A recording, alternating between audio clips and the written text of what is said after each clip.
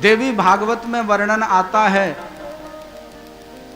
कि कोई पुत्र इस संसार में जब जन्म लेता है तो उस पुत्र के 3 कार्य विशेष होते हैं। अगर वो 3 कार्यों को करता है तो वो पुत्र कहलाने योग्य है, नहीं तो वो पुत्र नहीं है। केवल मां ने प्रसव की पीड़ा सही और उसको जन्म दे दिया, व्यर्थ चले गया उसका जन्म।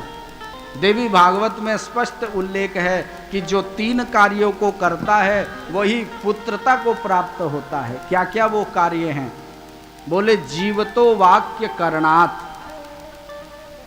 जब तक हमारे माता पिता जीवित हों, हमारे पूर्वज जीवित हों, हमारे ज्येष्ठ भाई जो भी हमसे बड़े हैं, उन सब लोगों की आज्ञा का पालन करना, उन्होंने जो कहा उस वचन को मानना। जीवतो वाक्य करणात्, ये पहला पुत्र की पुत्रता का लक्षण है।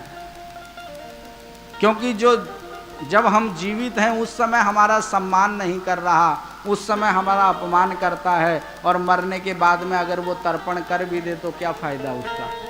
तो सबसे पहले जब तक माता पिता पूर्वज लोग जीवित हों, जब तक उनका सम्मान करना। जीवतो वाक्य करणात्। और छयान्ने भूरि दक्षिणात्।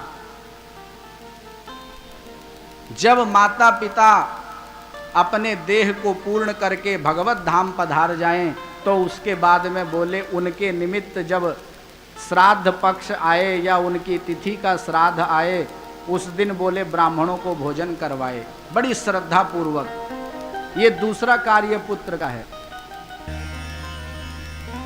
क्योंकि पितर लोग हमारे द्वारा किए हुए यज्ञ, दान, दक्षिणा से उतने प्रसन्न नहीं होते जितने प्रसन्न जब हम एक शुद्ध ब्राह्मण को भोजन करवाते हैं उससे होते हैं। वो एक एक ग्रास जब कोई शुद्ध ब्राह्मण अपने मुख में हमारे दिए हुए भोजन को लेता है तो उसमें पितरों को मानो हम आहुति करते हैं। इसीलिए श्राद्ध में ब्राह्मण को भोजन करवाने का महत्व है। तो दूसरा कार्य पुत्र का यही है कि माता पिता अगर शरीर पूर्ण करके भगवत धाम पधार गए हैं तो इन श्रेष्ठ अवसरों पर, श्राद्ध इत्यादि अवसरों पर कोई धार्मिक कार्य के ऊपर ब्राह्मणों को भोजन करवाए, सम्मान पूर्वक दान दक्षिणा अपनी योग्यता के अनुसार उनको दे। और तीसरा जो मुख्य कार्य है, बोले गया जी में जाकर के उनका पिंड दान करे। ये जो 3 कार्य हैं, जब ये 3 कार्य कोई मनुष्य अपने जीवन में कर लेता है तो वो पुत्र कहलाने योग्य होता है।